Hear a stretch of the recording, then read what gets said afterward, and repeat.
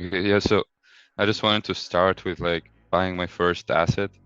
The If I buy an asset like a real estate, Uh-huh. what's the return on investment for it? Correct. Now, So, here's the thing. With real estate, it's a low return per year.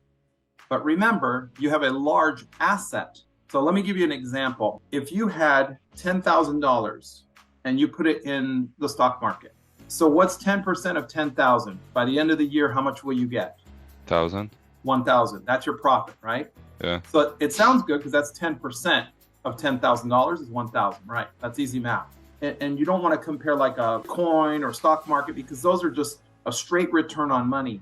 On this one, you're now granted you have expenses. You have to get a loan and you have to pay interest and things like that. But the asset will grow each year. Now, again, smaller percentage, but on a larger total amount. Does that make sense? Yeah. So the idea is to buy with a down payment and pay your mortgage every month and rent it out so, the people pay your mortgage. Yeah, because ideally, even if you don't make cash flow right away, like in the beginning, you're just basically paying the insurance and the loan the first year or two and stuff. That asset, but assuming the assets are increasing at 5%, even 3%, but it's 5 or 3% on the value of the asset, not the amount you put down. And that's the Hmm. most important part on the real estate side, Hmm. if that makes sense. Now, Yeah. here's the other question I have is this. If you're putting 10 grand down in this is a good example to use because the numbers are round and easy to calculate.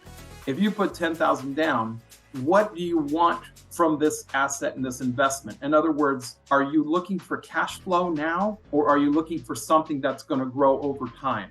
To put the 10,000 and get cash now, or are you trying to build your portfolio and build your assets over time? I don't know. I would like both. Which real estate is probably the second one to build for the, yeah. Correct. Yeah, real estate in general, in the beginning when you first buy things, you don't make a ton of money initially. You make a lot more as time goes on. This is the time that I need cash because I don't have a job. I'm into crypto and, like a regular income. So, Correct. So what I would say is this, since you're in school and you don't have a job and you need cash flow, probably real estate is going to be tough, especially right now with the high interest rates, to make yeah. cash flow. It's going to take you a while. And maybe the first year or two, you may not make, you might even be negative $100 a month, like on a long-term investment, that's okay. But on short term, you want positive cash flow right away. You want to put 10 grand in and immediately you're making $100 a month or whatever. You know what I'm saying? Yeah.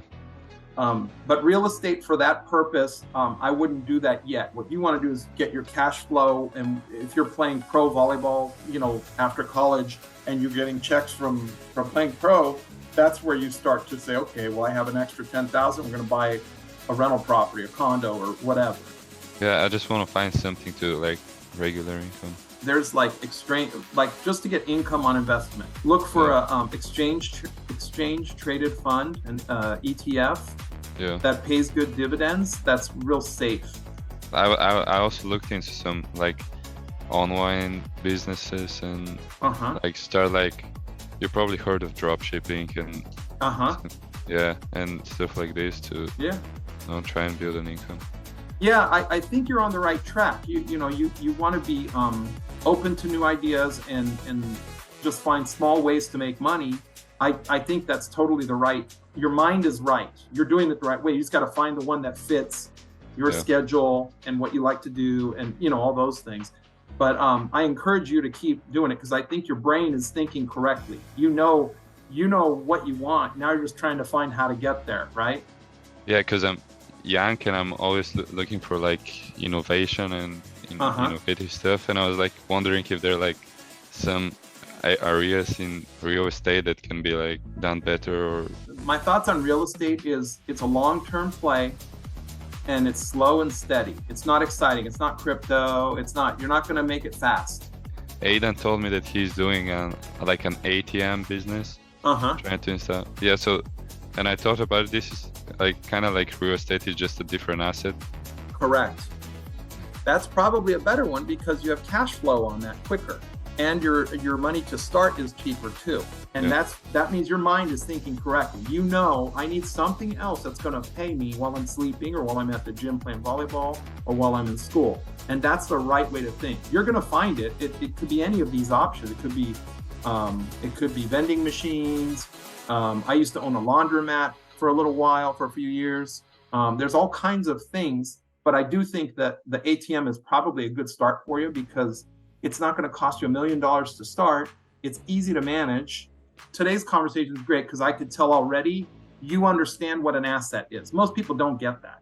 So the boot camp is meant to be fun and be consistent. So we do it once a week around the same time, and it's easy. I don't want it to be like a college class with all this homework and this and that. I want you to read an article and come talk to me and have it be fun. You know, go, hey Marcel, I read about this credit card.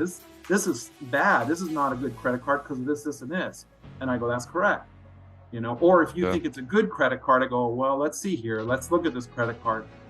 Maybe it's good, maybe it's not. Let's see why. And then that way we both learn going through it.